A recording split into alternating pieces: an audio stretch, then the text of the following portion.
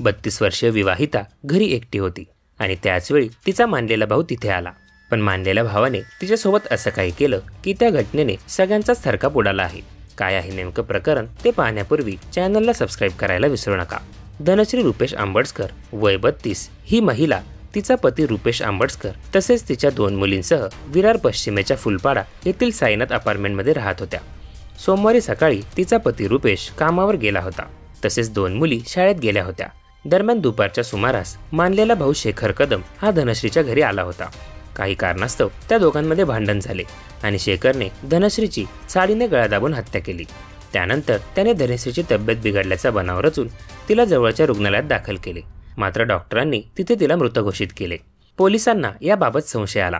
परिणामी पोलिसांनी तपासाचे चक्र अधिक गतिमान करत या घटनेचा तपास सुरू केला. तपासाअंती या प्रकरणी पोलिसांनी तपासाची चक्री फिरवल्यानंतर संशयित आरोपी शेखर याने धनश्रीची हत्या केल्याचे उघड झाले. विरार पोलिसांनी संशयित आरोपी कदम याच्या विरोधात हत्येचा गुन्हा दाखल करून त्याला अटक केली आहे. मात्र या हत्येच्या घटनेने परिसरात एकच खळबळ उडाली आहे.